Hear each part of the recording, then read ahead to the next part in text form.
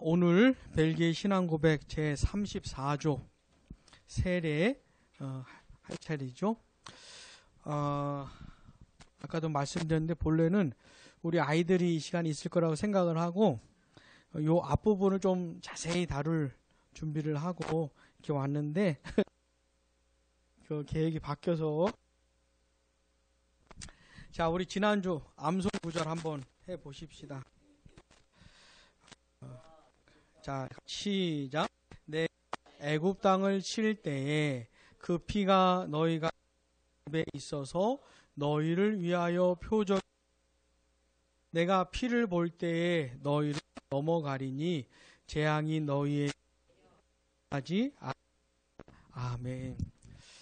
이 출애굽기 12절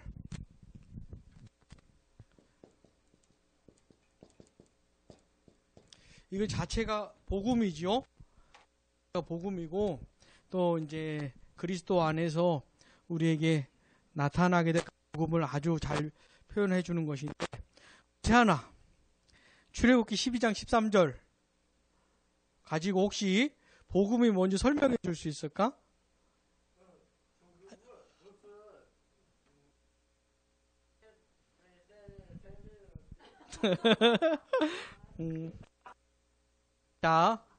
자, 우리 세안이는 목사님 말 잘 들어보세요.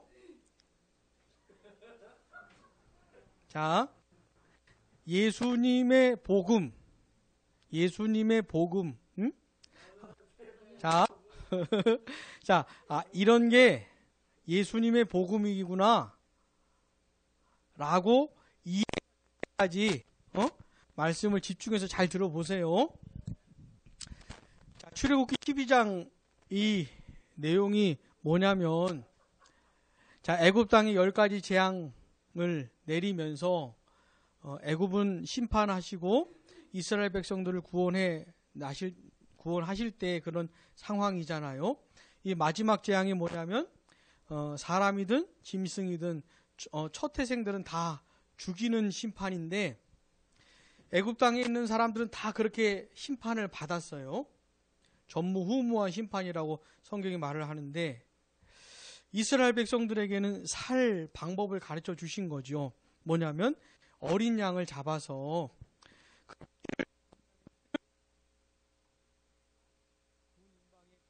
라고, 그리고 니들은 가 있으라고, 그죠? 심판이 집행이 될 때 하나님께서 이 피를 보고 어떻게요? 넘어가시겠다고. 그래서 이 피가 표적이 될 거라, 표시가 될 거다라는 것이죠. 그래서 이 피를 보고 넘어갈 거라고. 자, 이 피는 대신 죽은 어린 양의 피고, 이게 나중에 우리 설명이 되죠. 예수님이 우리 죄를 대신하여서 죄값을 지시고 피 흘려 죽으신 예수님하고 연결이 되잖아요. 그래서 이스라엘 백성들이 대신 죽은 어린 양의 피 때문에 산 것처럼 우리도 대신 죽으신 예수님의 그 보혈에 의해서, 그걸 의지하여서 살게 되는, 이렇게 이제 그리스도 예수님의 복음으로 쭉 설명이 되는 거죠. 내가 오늘 우리 아이들한테 요 얘기를 좀 자세하게 해주려고 그랬더만 아쉽네. 자, 그래서 이 피가 표가 되는 겁니다. 표. 그리고 이 피가 인의 역할도 하는 것이죠. 확신을 가져다, 피가 발려져 있는 집 안에 들어가 있으면 산다. 저 피가 발려져 있는 집 안에 있기만 하면 산다. 이런 확신을 가져다 주는, 피 흘려 죽으신 예수님을 믿으면 구원을 받을 수 있는 표기도 되고 확신도 가져다 주는. 그래서 이 출애굽기 12장 13절 이게 중요한 겁니다. 자, 오늘 성경 구절 마태복음 18장 19절. 자, 마태복음 28장 19절. 시작. 그러므로 그는 가서 모든 민족을 제자로 삼아 아버지와 아들과 성령의 이름으로 세례를 베풀고 아멘. 요거 우리 다음 주 암송 구절 하십시다.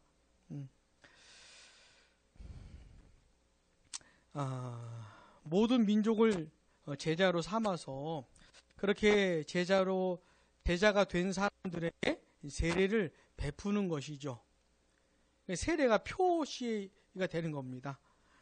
세례 받은 사람들, 예수님을 따르는 제자구나 라고 하는 그런 표시가 되는 것이죠. 자, 지난주에 우리가 제33조 성례 설명하면서 성례의 뭐라 그럴까요? 기능이라고 할까요? 두 가지라 그랬죠. 하나는 표, 그리고 두 번째는 인. 표와 인 두 가지를 기억하시고, 자, 오늘은 세례의 그 앞부분 첫 단락만 하겠습니다. 첫 단락. 자, 첫 단락 같이 시작.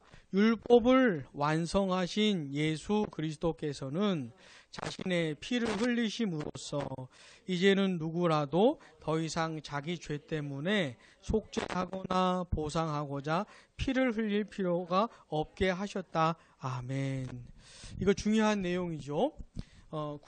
구약의 이스라엘 백성들은 어떻게 속죄를 해요? 제물에 피를 흘리게 하여서 그 피를 통해서 죄 용서를 받는 이런 과정을 이렇게 쭉 밟아온 겁니다. 이걸 이제 우리가 뭐라 그러냐면 의식법이라 그러잖아요. 의식법, 제사법 이런. 근데 이런 모든 의식법을 누가 완성하셨다고요? 예수님께서 완성한 겁니다. 그래서 예수님이 마지막 피를 흘리신 거예요. 예수님이 피 흘려 죽으시기 전에 그 전까지 있었던 모든 피 흘림이 없이는 죄 용서가 없는 것인데, 이 모든 피 흘림이 사실은 예수님의 피 흘림을 예표하는 것이죠. 그러니까 엄청나게 증언을 한 것이고, 어떻게 죄 사함을 받는 것인지, 그 죄 사함의 그 비결, 길에 대해서 너무나 오랜 세월 동안에 많은 그 횟수를 통해 가지고 이걸 증거했던 것인데, 이 예표가 되셨던 대신 예수님이 오셔서 마지막 피를 흘려 죄 용서하심으로, 죄값을 치르심으로 이걸 완성을 하신 겁니다. 그래서 이 예수님을 믿는 사람들은 더 이상 의식법을 따르지 않지요. 의식법을 따르지 않습니다. 그래서 만약에 예수님을 믿는다고 하면서 지금도 무슨 죄 용서 받기 위해서 무슨 뭐가 필요하다거나 이런 식으로 나오면은 굉장히 곤란해지는 거예요. 이건 다 그리스도 안에서 끝난 것이죠. 자, 그 다음 같이 시작. 그리스도께서는 과거에 피를 흘리며 행하던 할례를 폐지하시고 그것을 대신할 세례의 성례를 제정하셨다. 자, 마찬가지로 이런 논지 아래서 할례도 폐지가 된 겁니다. 할례도 이런 논지 아래서 할례 대신에 세례를 제정하셨다. 자, 우리 창세기를 한번 보십시오. 창세기 17장.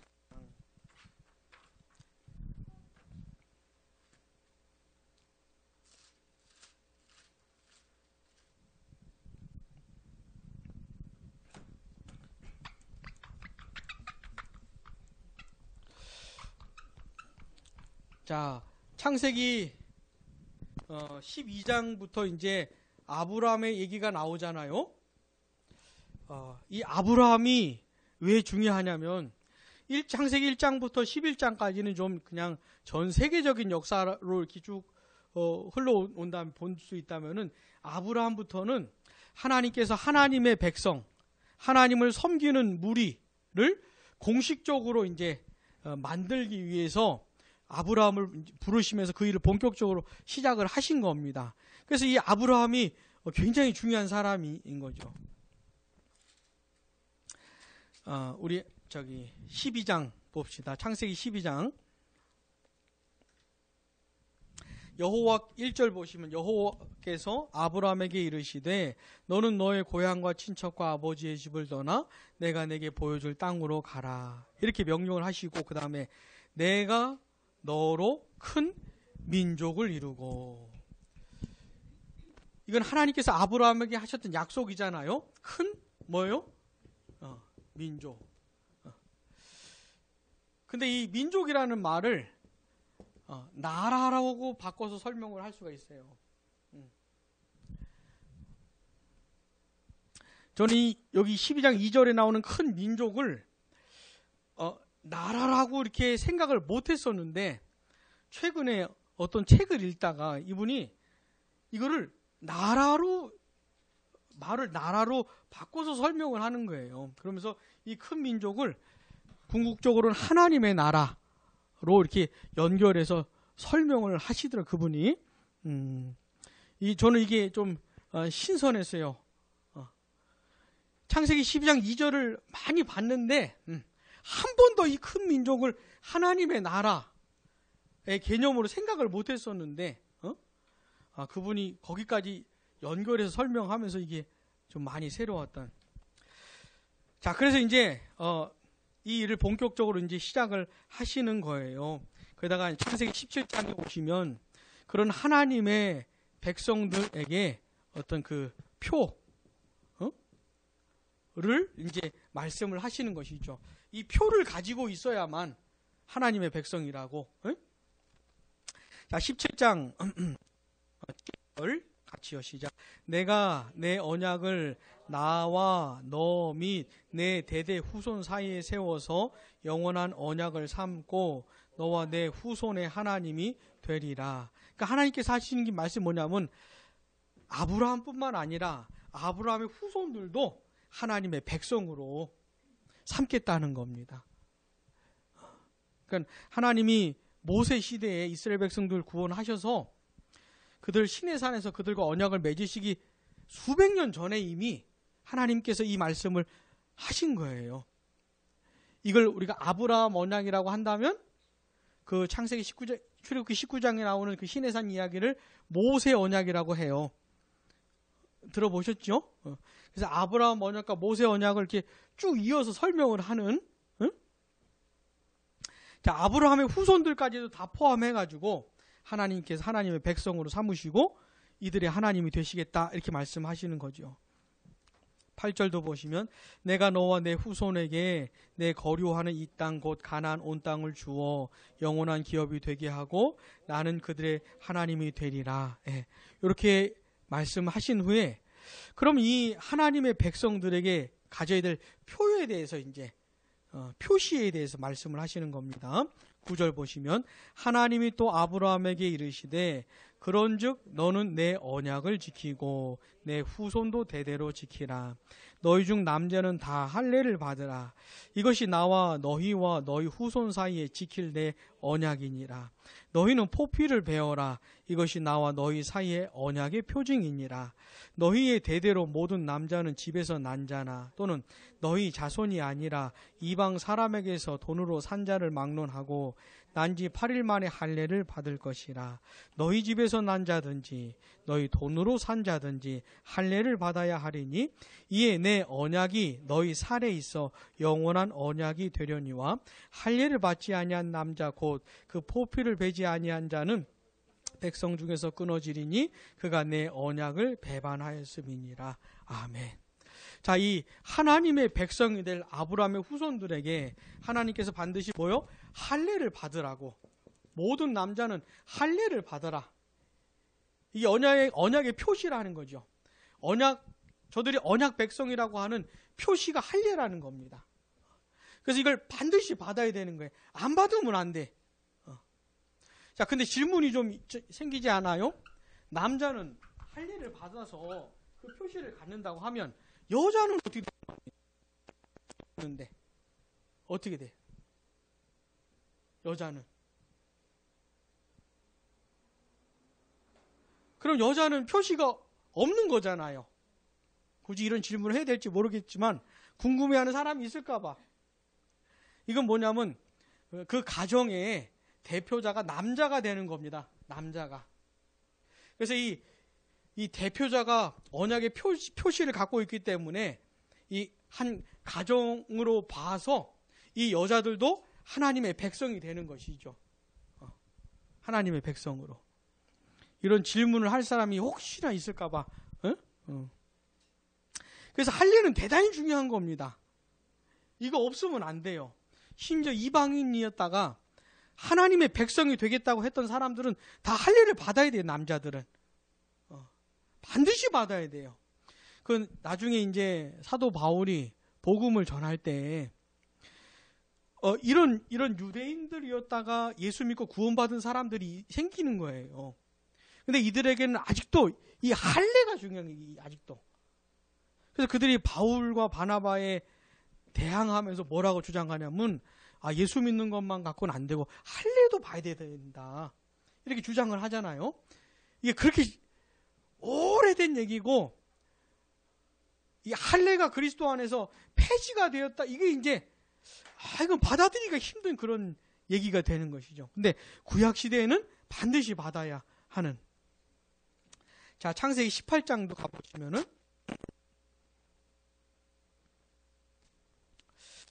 자, 18절 냐 아브라함은 강대한 나라가 되고 천하 만민은 그로 말미암아 복을 받게 될 것이 아니냐. 내가 그로 그 자식과 권속에게 명하여 여호와의 도를 지켜 의와 공도를 행하게 하려고 그를 택하였나니 이는 나 여호와가 아브라함에게 대하여 말한 일을 이루려 함이니라. 아멘. 하나님께서 아브라함을 부르시면서 만들려고 하는 이 하나님의 백성 공동체의 멤버들은 다 하나님의 말씀에 순종하고 하나님의 뜻을 따라 살아가야 하는 사람들인 것이죠.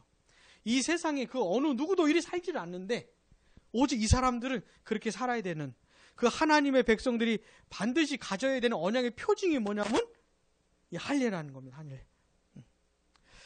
그래서 구약의 이스라엘 백성들도 표시가 있었다는 거예요. 표시가. 이 표시를 가지고 저들이 하나님의 백성인지 아닌지 구분할 수 있는 이게 이제 구약 시대부터 쭉 내려오는 겁니다. 근데 이제 예수 그리스도 안에서 할례는 폐지되었고 그렇다고 해서 하나님의 백성이 되는 그 표시가 없어진 게 아니고 새로운 표시를 주셨다는 거예요. 새로운 표시. 그래서 그리스도 안에서 새로운 표시 이걸 가지고 내가 하나님의 백성이라고 하는 걸 보여줄 수 있고 확인할 수 있는 그게 뭐라고요? 세례. 세례를.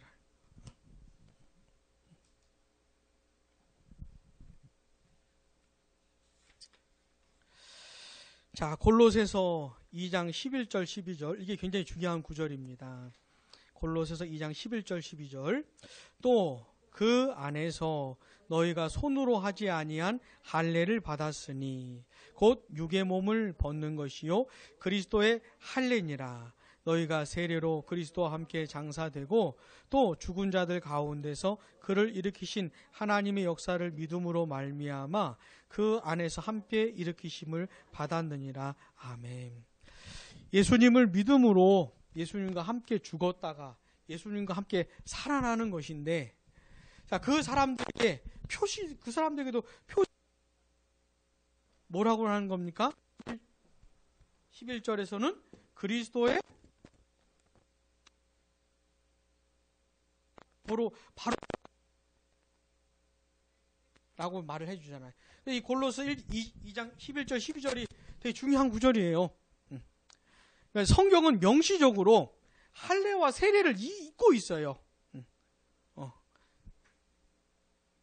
그리스도 안에서 할례는 폐지되었지만은 구약시대 할례가 갖고 있던 그 의미를 세례가 이제 이어가는 것이죠. 세례.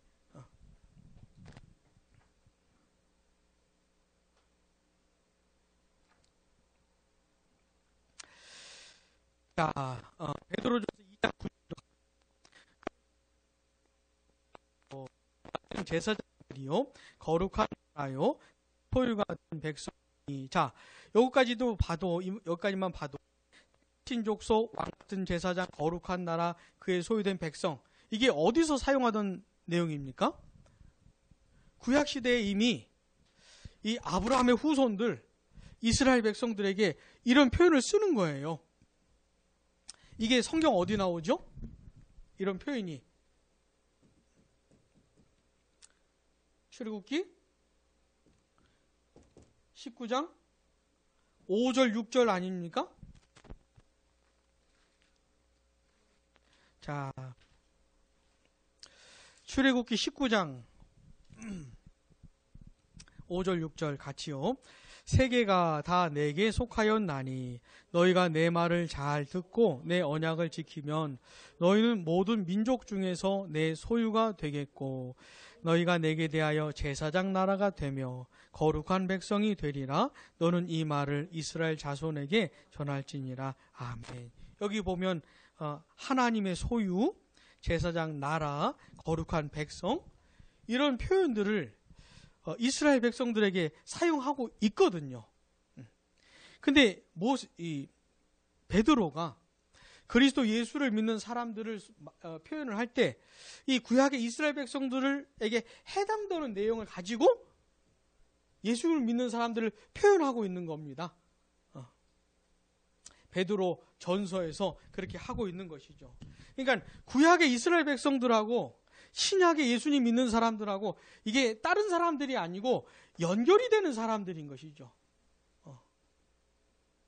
이게 굉장히 중요한 것이에요. 구약은 구약이고 신약은 신약이 이런 게 아니고 이렇게 쭉 이어지고 있는.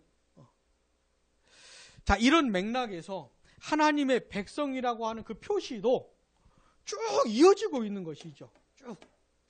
다만 할례는 이제 폐지되었고 새로 예수님 제정하신 세례를 받음으로.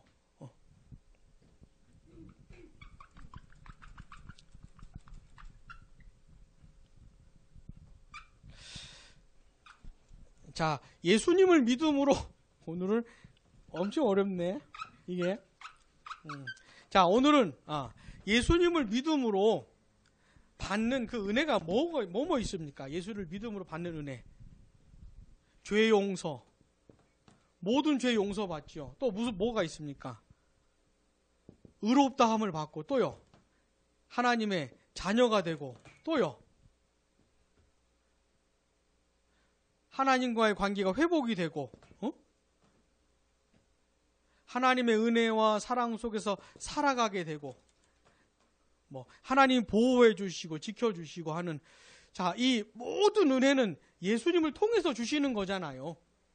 근데 어떤 사람이 이 모든 은혜를, 이 모든 유익을 어떻게 얻을 수 있습니까? 그 예수님을 믿음으로 얻는 거잖아요. 그러니까 우리가 지금 물 세례를 하고 있는데, 물 세례를 나중에 그런 얘기도 나오겠지만, 물 세례 자체가 어떤 그 효과, 효능 이런 게 있는 것이 아니고 이미 뭔가 일어난 사람에게 이 표시를 주는 것이죠. 당신은 이런 사람이라고. 어떻게 해요? 예수를 믿음으로 이런 모든 유익과 이런 것을 받은 사람이라고. 당신 죄 용서 받은 사람이고 하나님의 자녀가 된 사람이고 그죠?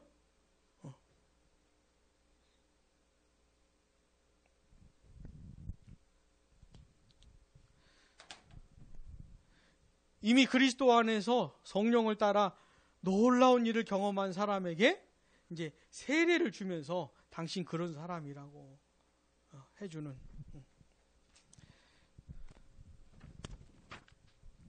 그래서 이 세례가 첫 번째 뭐가 돼요? 표가 되는 겁니다. 표시가 되는 것이에요. 물 세례 받은 걸 가지고 내가 하나님의 자녀지, 내가 예수를 믿는 사람이지, 하나님 나라 백성이지, 이걸 표시해 주는. 그 다음에 또 하나가 뭐예요? 내가 신앙이 흔들릴 때, 믿음이 흔들릴 때 세례를 생각하면서 내가 세례 받은 사람이지, 내가 하나님 백성이지, 이걸 확신할 수 있는 유익이 되는 거예요, 이 세례가. 그러니까 사실 중요한 것이죠. 자, 우리 세안이한테 질문할게요. 목사님이. 자, 세안이한테 질문 하나 할게요. OX로 대답을 해보세요. 물 세례를 못 받으면 구원 못 받는다. 너무 말이 힘들다, 그죠? 자, 물 세례를 받고 안 받고를 가지고 이 사람이 구원 받은 사람이니 아닌지 이걸 말해줄 수는 없는 겁니다. 물 세례 안 받고서도 얼마든지 구원 받을 수 있는 것이에요. 그죠? 예수님 한쪽 옆에 있었던 강도도 물 세례 못 받았잖아요. 근데 예수님이 낙원에 있을 것이라고 약속을 해주셨잖아요. 그러니까 물 세례를 못 받아도 얼마든지 구원을 받을 수 있어요. 그러나 물 세례가 주는 유익이 뭡니까? 너 하나님의 백성이야. 너 지금부터 영원토록 하나님의 백성이야. 무슨 일이 있어도 하나님 널 버리지 않으셔. 무슨 일이 있어도 하나님 널 떠나지 않으셔. 너와 함께 하실 거야. 라고 하는 표시가 되고, 세례 받은 사람이 삶이 흔들리고 믿음이 흔들릴 때에 물 세례를 생각하면서 하나님이 내게 베푸신 은혜가 뭔지를 확신할 수 있게 해주는 그런 의미에서 세례가 중요한 것이죠. 세례가.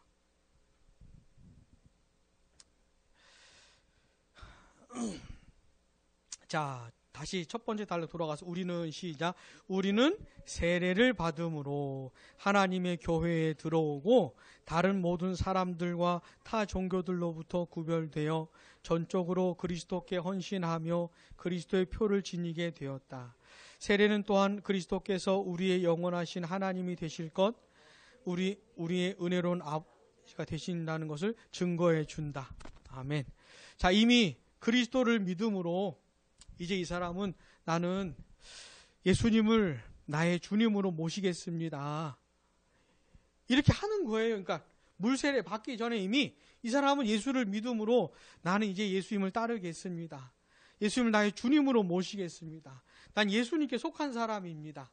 예수님이 나의 하나님, 나의 주님이십니다. 그죠? 성령 안에서 이미 이게 된 사람이잖아요. 이 사람에게 물세례를 주면서 당신 이런 사람이라고. 영원히 그리스도 안에 거하게 된 사람이라고. 이런 표와 인을 주는.